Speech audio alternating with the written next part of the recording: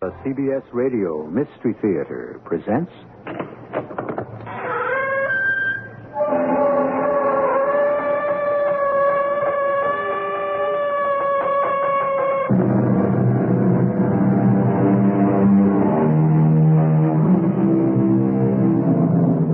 Come in. Welcome. I'm E.G. Marshall.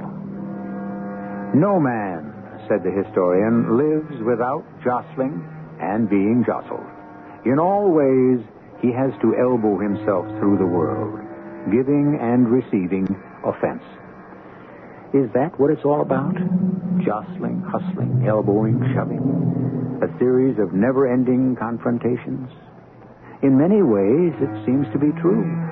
And yet, we are told, the meek shall inherit the earth. What a world we live in.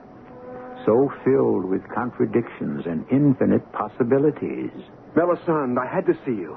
But it's dangerous for us to be seen together. It doesn't matter now. She knows the whole story. Edward, you have to be calm. Calm. I tell you, she's got us.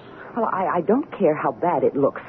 There is a way out. No, she's got us. The old lady has got us dead. Oh, you're wrong. She's got us alive. Dead? She hasn't got us at all.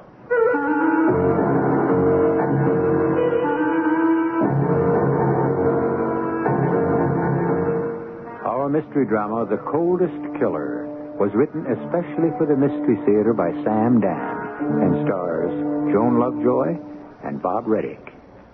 It is sponsored in part by Buick Motor Division and X-Lax. I'll be back shortly with Act One.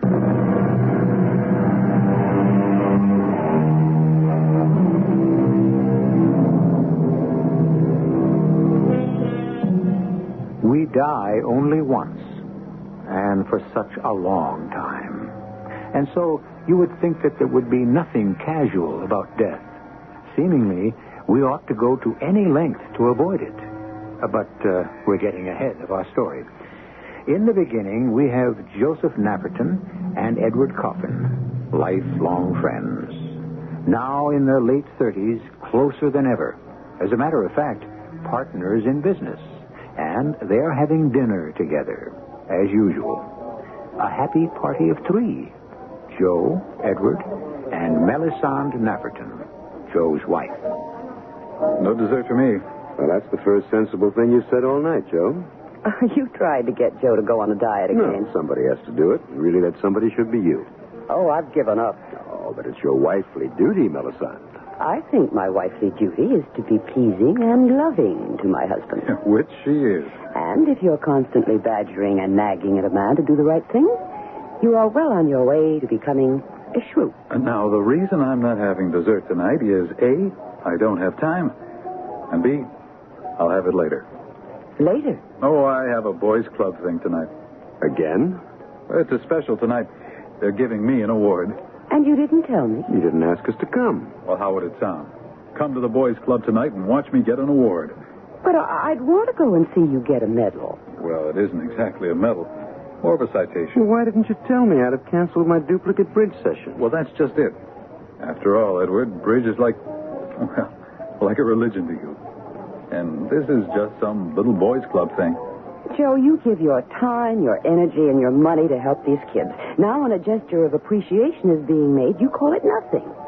Well, I'm going to phone Aunt Emma and tell her I can't stop by and see her tonight. Oh, but she's sick. Aunt Em? Oh, she's always sick. I'll get out of my bridge. No, please. Listen, there's no need. It'll just be coffee, cake, and ice cream, and some dull speeches. Oh, but Joe... This award business is the least important, and the most important thing is the kids. To light one little candle in the darkness, Mel. It's more important that you visit your Aunt Emma tonight, and Edward, you really don't want to miss your bridge game. Well, you seem determined to go by yourself. Well, it's just that... If I were a jealous, suspicious wife, which I am not, I might suspect an ulterior motive. What do you mean? Why do you want to be alone? Is there really a boys' club awards meeting tonight? Now, Melody. A meeting, yes. But with a blonde, brunette, or redhead. Not even in a joke. I can vouch for Joe. So can I. Well, the thing starts at 8, and it's almost that now. It's on the south side. Can you drop Melisande off, Edward? Sure. But will it be in the papers? Well, I don't think so. Why should it be in the papers? It isn't as if I killed anybody. Well, I'll see you at home, Melisande. Good night, Edward. Now, why do you think he doesn't want you or me at that meeting? Anything fishy, do you suppose? Oh, hardly. As far as Joe is concerned, what you see is what there is. He's extremely modest. He doesn't like to be the center of attention. If you or I were there, he'd really be embarrassed. Well, darling, it's a bonus. A bonus? Well, I didn't figure we'd have a chance to be together tonight. So, why don't we leave here right now and make the most of it?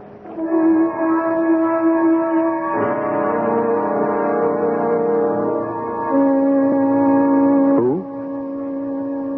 Well, certainly. Have her come right in, Miss Knight. Ah, Mrs. Nafferton. Won't you sit down? Thank you. Joseph isn't here. He left to attend the Chamber of Commerce luncheon. I am aware of that, Mr. Coffin. I am not here to see my son. Oh? Well, what can I do for you? Shall I come to the point? Well, I can't imagine what point you have in mind, but please do.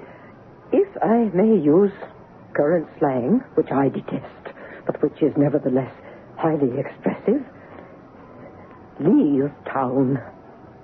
I beg your pardon? Why? Because you didn't hear what I said? Or because you do not choose to understand it? Leave town? I find that the most satisfactory solution to the problem. Problem? Two problems, actually, Mr. Coffin. First, you and Melisande have been, I must use the old-fashioned word, betraying Joe. Oh, Mrs. Nafferton. Don't interrupt. I have a report from private detectives. Private detectives? You keep interrupting, and for no purpose. Is that water in the pitcher on your desk fresh? Well, certainly. May I trouble you for a cupful, please? I find it necessary to take a pill. Well, of course. Thank you. Well, you become all excited, and with your heart condition, that certainly is unwise. My pills are designed to control my condition. Thank you. Well, still, you should not needlessly... Shall we proceed? Well, you must take care of your heart. Why should you be concerned? After all, to you and to my son's wife, I am a nasty, meddlesome old witch. Oh, now, Mrs. Nafferton. Oh, yes. But to return to matters of substance. My detectives can furnish a list of places, times, motels, etc., etc. Proof positive. Proof of your dalliance with your partner's wife. Do you wish to deny it? Where are we headed? Into, I fear, even deeper and more troubled waters, Mr. Coffin. In addition to your many attainments, you are also, I see, a student of history. Oh, you flatter me. You have constructed a Potemkin village. Now you lost me. The Russian Empress, Catherine the Great, had a prime minister named Potemkin. Is he somehow involved in our little problem? Only as he served as your inspiration. It seems that he and his friends were, as you would put it, robbing the Empress blind. Therefore, he decided to convince her that the nation was happy and prosperous. Mrs. Nafferton, I wish you would come to the point. This is the point. And he said to her, Your Majesty, let me show you how wisely your money is being spent, how prosperous your people are. Come, let us tour the realm. Well, surely this can have no bearing on what... He prepared for that trip, Potemkin did. Now I know why Joe's father died. You talked him to death. All along the route, he constructed villages. Prosperous-looking villages, only they weren't really villages. The homes and buildings that lined the road the length of Russia were false fronts, like Hollywood movie sets. But you still haven't told me... And so have you. You have constructed Potemkin villages. What are you talking... You know what I'm talking about, Mr. Coffin. My son cares only about manufacturing, engineering, turning out those stupid plastic containers, the marketing, the distribution, the finances. Bore him. He leaves that all to you. Let any accountant examine the books of our firm. Oh, that is bravado. Why, you have set up 4 warehouses, north, south, east, and west, Each is a Potemkin building. Now, that is... A lie? Well, they're false fronts. They neither receive nor ship merchandise. But you charge rent and salaries and expenses on the books. I notice you don't interrupt me now. And, Mr. Coffin, it all goes into your own pocket. You have been systematically looting this company for years. Fraud, deliberate fraud, embezzlement. Very well. What do you propose to do? And I haven't come to the worst of it. You and Melisande. You have been making plans to murder Joseph. Why would I want to kill Joseph? It doesn't make sense. Unfortunately, it makes a very grim kind of sense. From your point of view, he's the goose that lays the golden egg. Not indefinitely. You see, Mr. Coffin, the money is running out. Strong and profitable as the company was, it could not endure your depredations forever. Joe isn't aware of that. But the day of reckoning must soon be at hand. How would killing Joe help? Insurance. Insurance for both you and Melisande. Melisande, as Joe's grieving widow, would be consoled by $250,000. And you and Joe have key man insurance taken out on each other. Now, look, Mrs. Nafferton, we never could even attempt Do you think you could ever collect insurance if the facts in my possession were presented to the insurance company? Why, you and Melisande would go to jail for life. All right, Mrs. Nafferton. You have all the cards. What do you propose to deal? I have an airline ticket for you, and some money, and a typewritten note. Read it. But I have no... Read it. I shall turn my findings over to the police. Dear Joe, we stumble in the darkness. Suddenly, we see a ray of light, which reveals our true destiny. I feel I must go off to an undeveloped place and help those less fortunate than myself.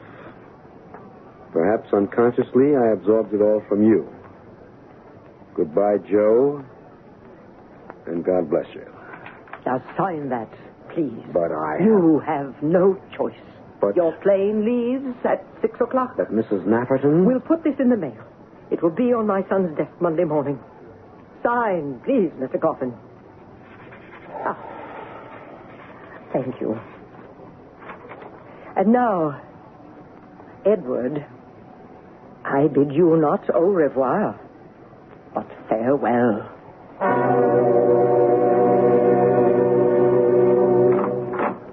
Edward? What are you doing here, Melisande?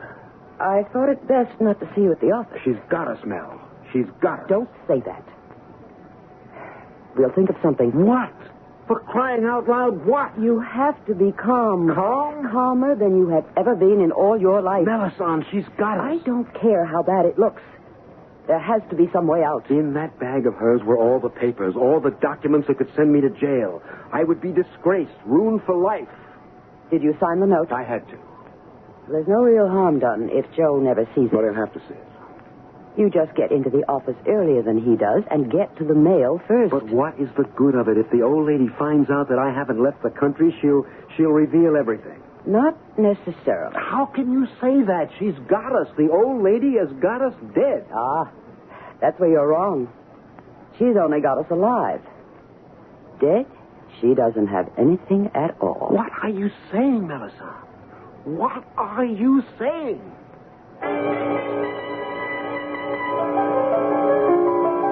Oh, come now, Edward. You know what she's saying. And if you don't, every man, woman, and child in our audience could tell you. We play fair on this show. When somebody has to be done in to advance our plot, why, we do them in. And furthermore, the graduate students in our little seminars here already know how it's going to be done. Every clue was in plain view. I shall return shortly with Act Two.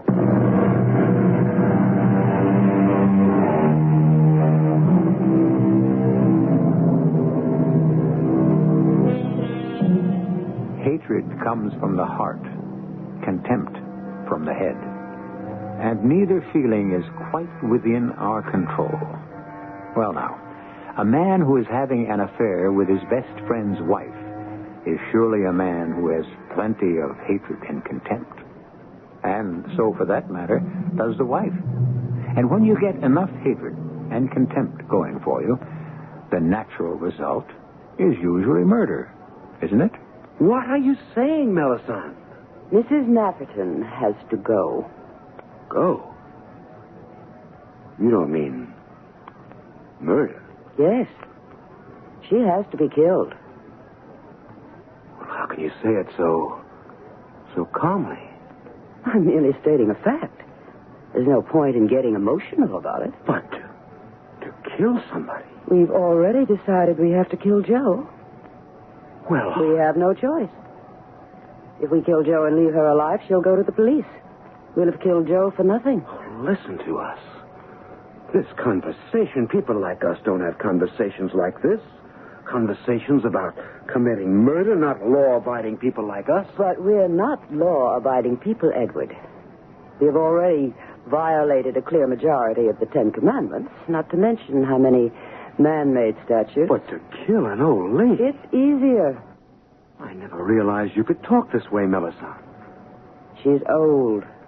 She's sick. We'd be depriving her of very little. Well, I'm against it.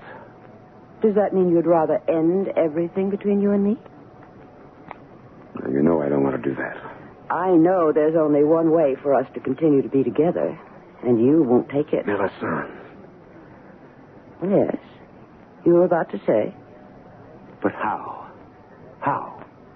How? We haven't even figured a way to kill Joe, and now this. Oh, this. This is going to be very simple. Simple?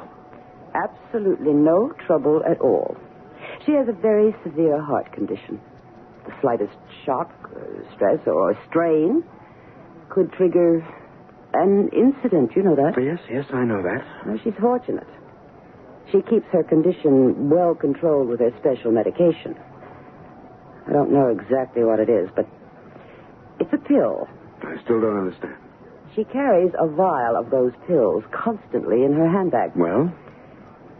Suppose we could substitute other pills. Poison. Sugar. There's nonsense about poison. Don't be a fool. If there's an autopsy, do you want it to reveal poison? No. Sugar. Instead of the real thing. And it will appear that one of the attacks just carried her off, despite her pills. But, Mel... These things do happen. And we are in the clear. But how do we substitute the sugar pills? Oh, I've already taken care of that. What? I've already made the substitution. You have? How? When? Mother Nafferton invited me over for lunch today. She informed me of her plan for you and me. At that split second, I knew it would have to be done. But when? Fortune, as the saying goes, favors the brave. She was called to the telephone. That instant, I took the vial from her purse and emptied the pills into my own. But where did you get sugar pills with which to replace them? My darling, don't I always carry a little bottle of saccharin tablets? Now, if anything should trigger another attack, and she takes one of what she thinks is her pills, it won't... Precisely. It won't do her a bit of good. But it will do us all the good in the world. Then all we have to do is wait for an attack. No. No, we can't afford to wait. She may be days, weeks, even months without it. Well, what can we do? We can give her one. Now, what are you talking about? We'll go to her and make sure she has one. Well, it's murder. Of course. Well, where do we have to go? I want you to have your share in this murder. I switched the pills. You will do the rest. But I don't know what to do. I'll spell it out on the way home.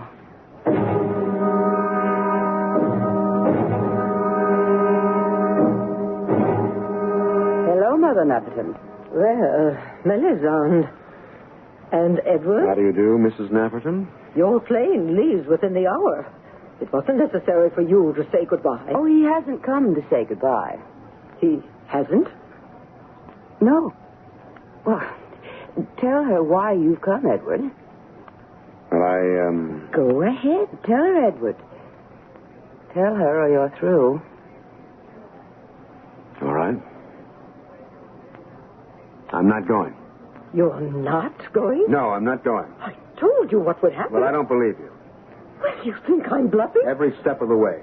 Well, I could call my attorney right now. I'll dial the number for you. The moment I place these facts in his possession... Well, what are you waiting for? Well, you face jail. And what do you face? Ruin me. Go ahead, ruin me. I will. Please, Mother Nafferton. You cannot afford this excitement. You keep out of this. If it weren't for you, you're the Jezebel, the harlot who's ruined both of them. You bewitched one and seduced the other. Expose me. Expose her. Flaunt our sins and my crimes for the world to see. Will your darling Joe thank you for it? Love you for it? Don't you think he knows? No. Yes, in his heart he knows. That isn't true. He is nothing but a worthless, timid weakling. Don't you dare talk that way about my son. And it's your fault. It's how you raised him. Get out. Get out. I dare you. I'm going to call the police. Well, let me do it for I you. will. Water. Give me some water. There's a pitcher on the table, Edward, and a glass. Right here. Let me... I don't want any help from you. I get my pills myself. My pills. There. Now, I feel better in a minute. Oh, it should stop. The pain should stop immediately. It should stop. Melisande, call Dr. Spurlock. Call Dr. Spurlock.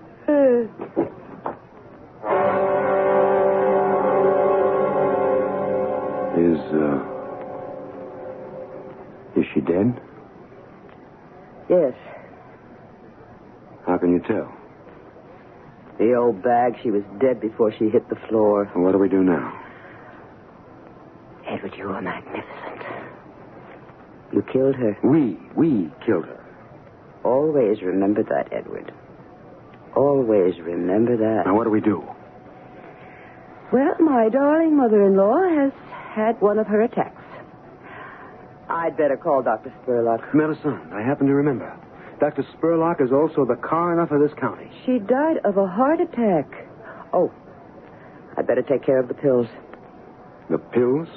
Well, in the very unlikely event that Dr. Spurlock might look at the bottle, I'd better put the real ones back.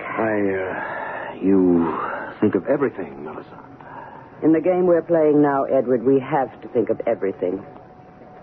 Be ready for anything. And overlook nothing.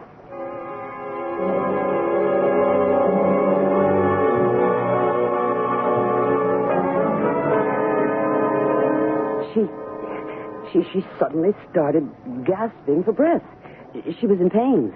Was she able to take a pill? Oh, yes, Doctor. Edward got her a glass of water, and she took the pill out of the vial in her bag, and she drank it down. And then what happened? Well, she closed her eyes, and she sighed, the way she usually does. Did. And we thought that would be the end of it, the way it usually was. Yes? But this time, instead of getting better immediately, she seemed to get worse, and she just died. Melisande, are you sure she took a pill? Oh, yes. We saw her, didn't we, Edward? Absolutely. You say she took the pill from this little vial? Yes, Doctor. Why? It's funny. These pills have a slightly bitter odor. You can always smell it on the breath for several minutes after the patient takes them. But I couldn't detect any such odor of it on her. How long after she took a pill was it till you called me? It was almost immediately, Doctor. That's how fast it happened. And you were here less than 10 minutes later. Yes. Well, in that time, the odor could have dissipated. Are you going to perform an autopsy, Doctor? An autopsy? Whatever for? She was a very sick old lady, and she obviously died of a massive heart attack. Autopsy? What do you think this is, a detective story? Shall you need us for anything else, Doctor? No. This must have been a traumatic experience for both of you. Edward, why don't you take her out for a breath of fresh air?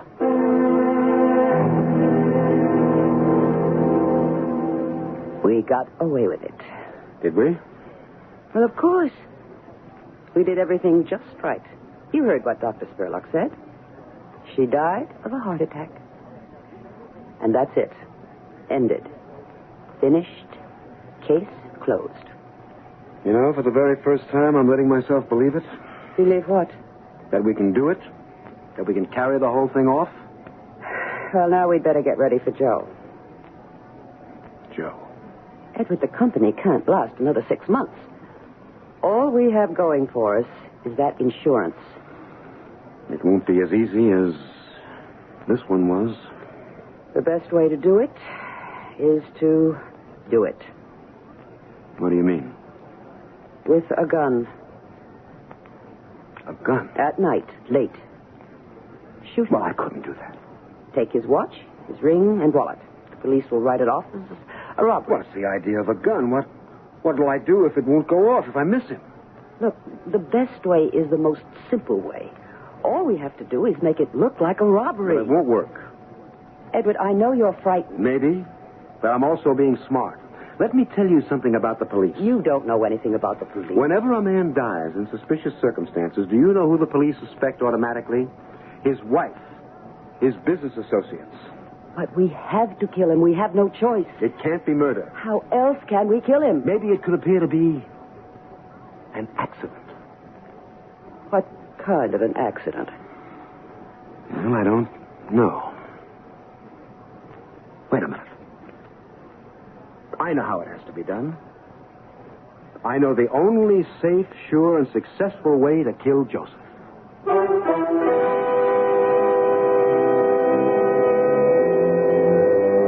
You realize, of course, he's talking about his best friend and her beloved husband. What people we have in this world. And these folks have already gotten away with one murder. Is there no justice? No retribution? Well, there's a third act, and I shall deliver it shortly.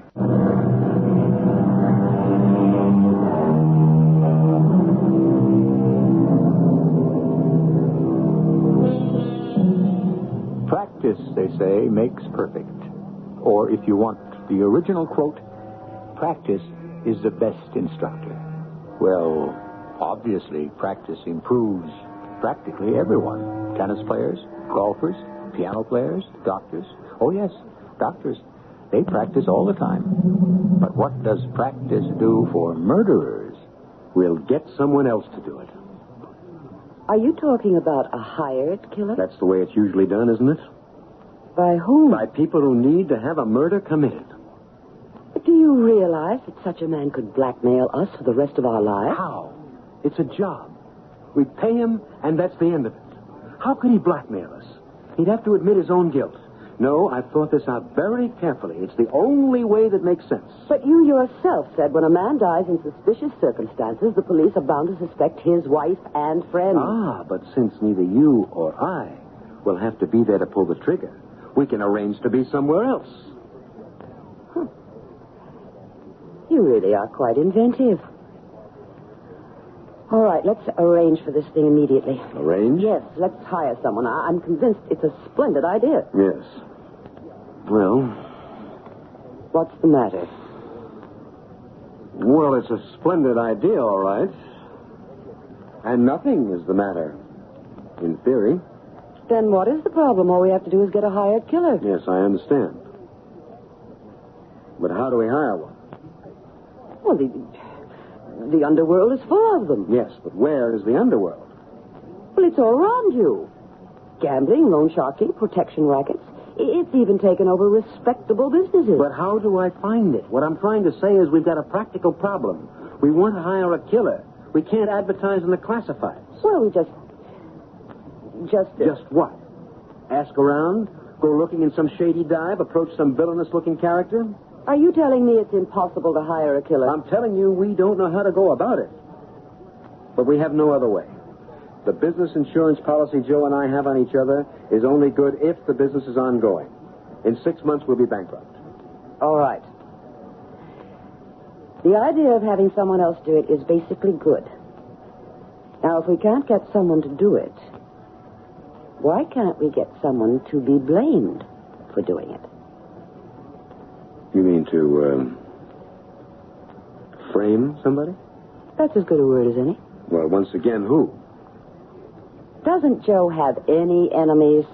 Enemies? I can't think of anyone who doesn't like him. Oh, that's impossible. Somebody has to dislike him. Well, look at you and me. We're going to kill him, but even we like him. Well, we have to kill him somehow. And it has to be done right away.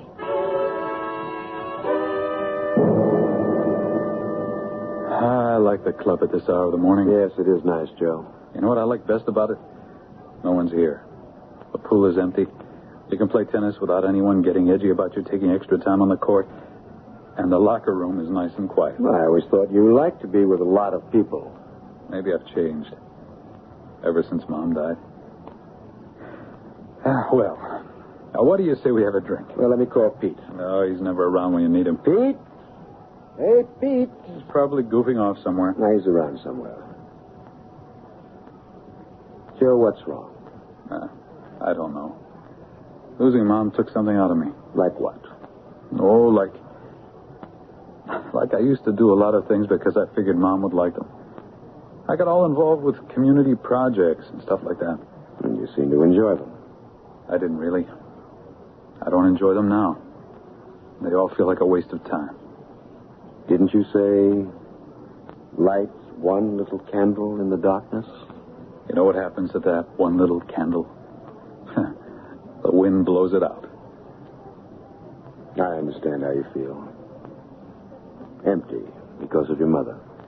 No, I'm going back to being me. Thinking about myself, my wife, my business. I've been neglecting them. Shamefully, Eddie. I don't even know what shape we're in. Well, we're in pretty good shape. Oh, it's a disgrace. We've had those new warehouses. I've never even been to see them.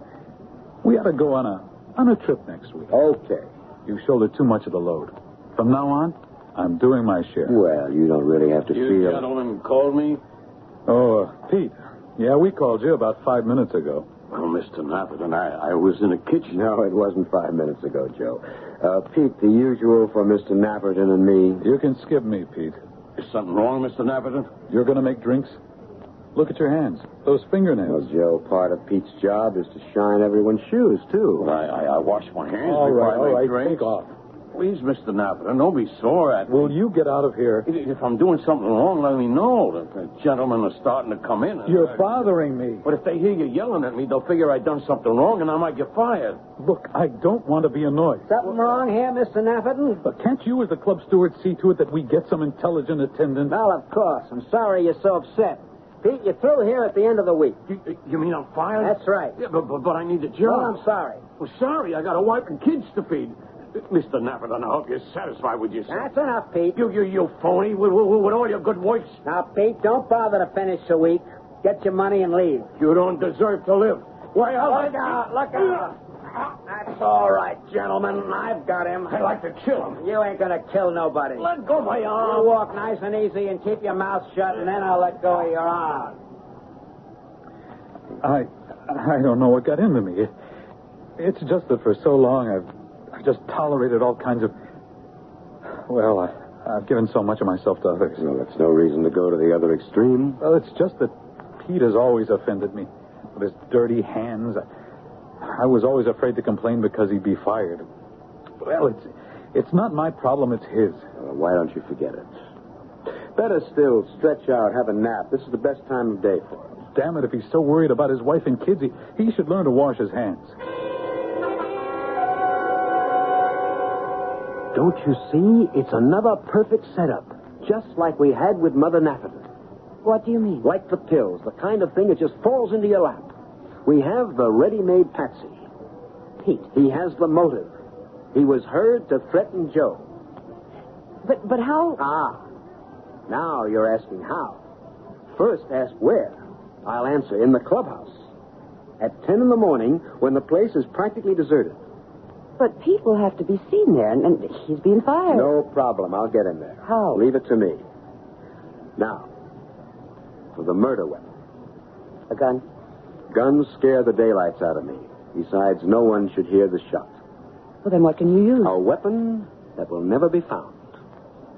That's the beauty of it. What do you mean, it will never be found? I read about this in a couple of stories. You make a dagger, a sharp, pointed instrument out of liquid carbon dioxide. What? Dry ice. Dry ice? I bought a small cylinder of CO2 gas. Okay? When you release it, it forms a solid kind of snow that you can mold into a pointed stick. A sharp, pointed stick. But why? Why not use a knife? Because you stab him with this, it enters the body, and then it melts and disappears. Oh, I see.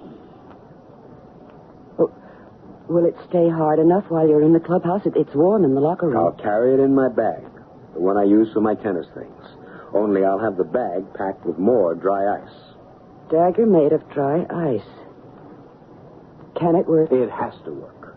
No way to ever find what the weapon was.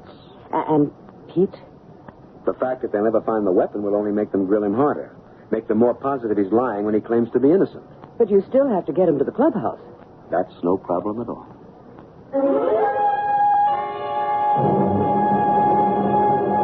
Hello?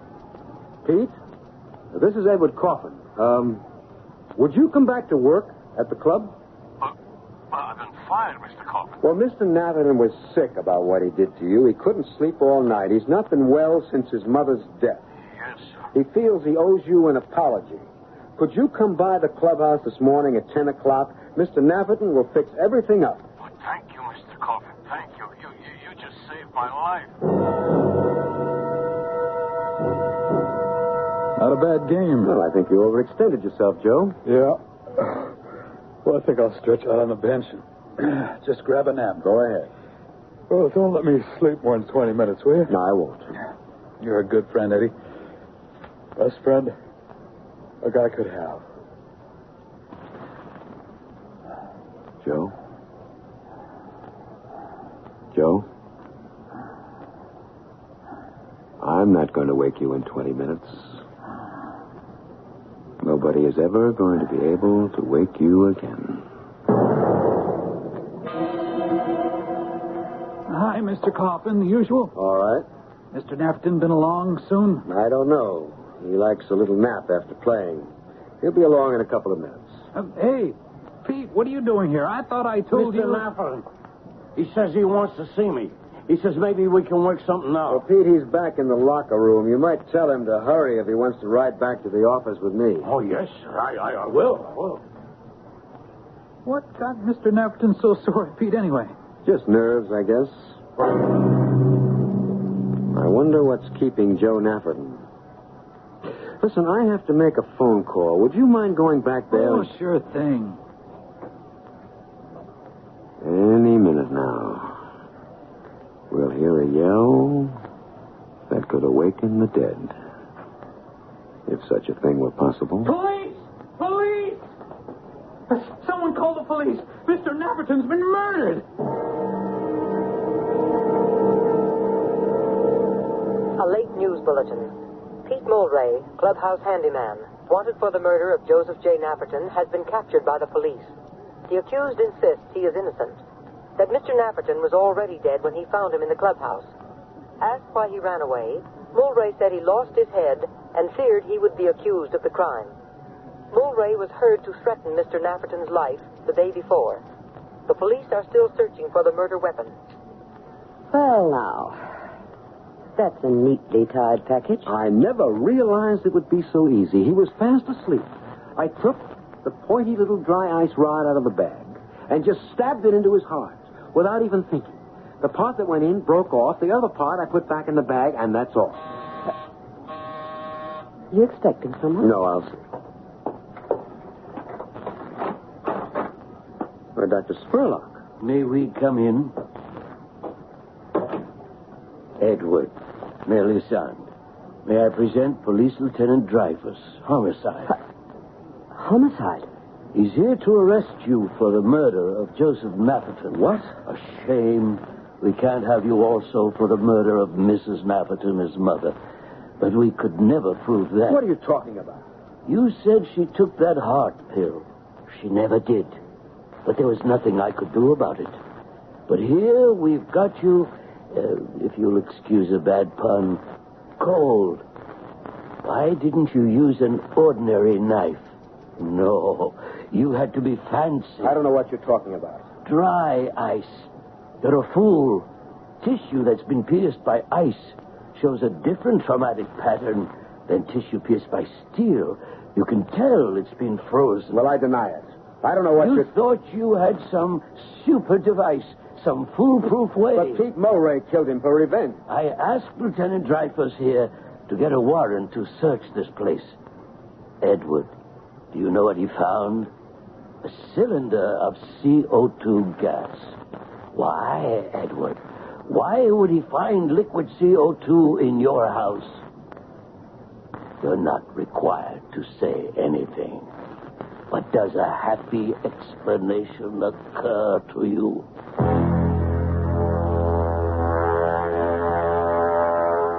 No, sir. Not even an unhappy explanation occurred to him. They were very quiet, Edward and Melisande. What a fumbling, stumbling pair they were. But isn't that all to the good? After all, if all murderers were clever, none of them would ever be caught. I'll be back shortly.